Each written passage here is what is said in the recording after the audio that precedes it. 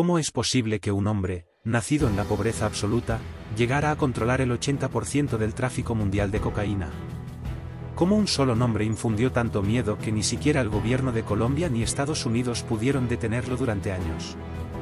La respuesta a estas preguntas es más escalofriante de lo que imaginas. Esta es la historia del ascenso y la caída de Pablo Escobar, el capo que desató una guerra en su propio país.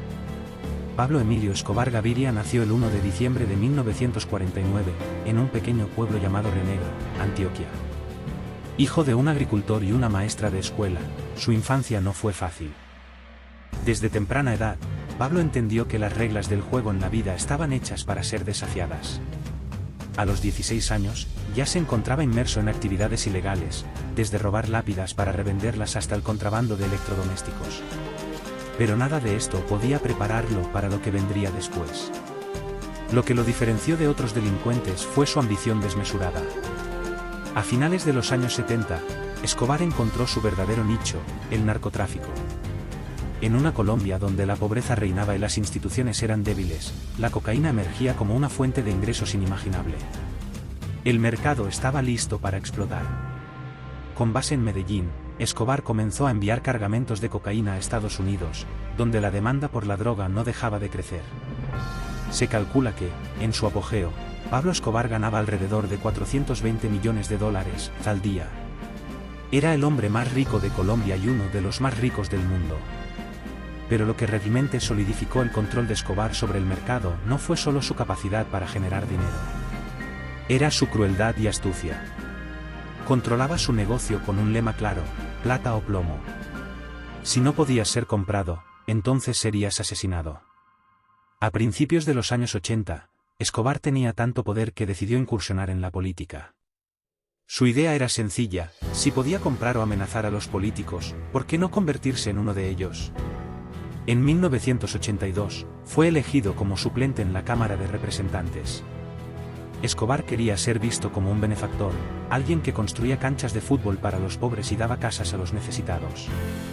Sin embargo, para el gobierno de Colombia, y especialmente, para los Estados Unidos, Escobar no era un benefactor, era un enemigo público.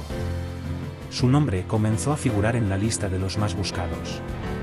Y lo que siguió fue una escalada de violencia que nadie, ni siquiera Escobar, podría haber imaginado.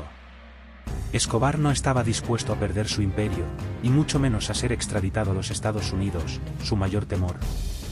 Así que inició una campaña de terror. Coches bomba, asesinatos selectivos y masacres públicas se convirtieron en su herramienta para negociar. Escobar literalmente declaró la guerra contra el Estado colombiano. Entre sus víctimas estaban políticos, jueces, periodistas, y por supuesto, cualquier miembro de las fuerzas de seguridad que intentara detenerlo. La estrategia del terror funcionaba, hasta cierto punto.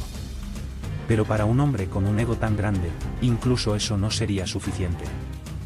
En 1991, Escobar hizo algo que sorprendió al mundo: se entregó. Pero, como todo en la vida de Escobar, esto no fue lo que parecía.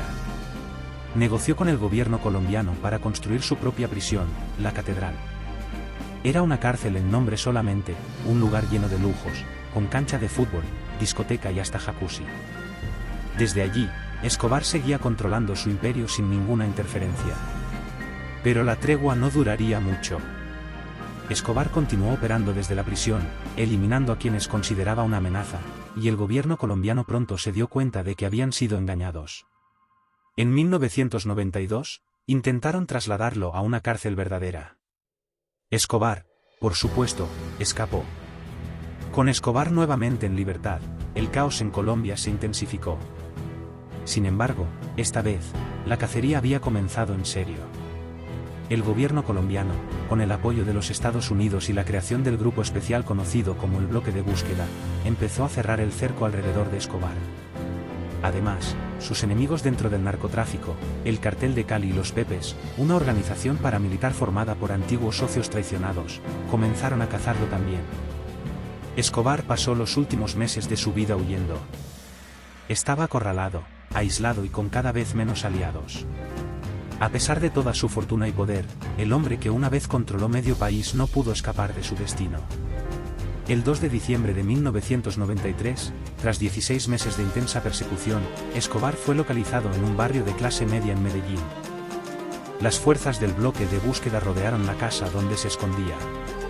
En medio de un tiroteo, Pablo Escobar intentó escapar por los tejados, pero fue abatido por los disparos de los agentes.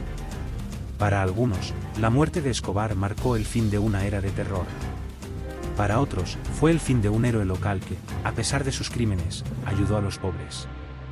La figura de Escobar sigue siendo controversial, y su sombra aún persiste en Colombia y en la cultura popular. Pero más allá del mito, lo que dejó Pablo Escobar fue un legado de sangre, destrucción y un país marcado por la violencia del narcotráfico. Aunque su imperio cayó, las cicatrices de su reinado siguen presentes en Colombia, y la industria de la droga continúa prosperando. ¿Qué nos enseña la historia de Pablo Escobar? ¿Cómo es que un solo hombre pudo acumular tanto poder y generar tanto caos?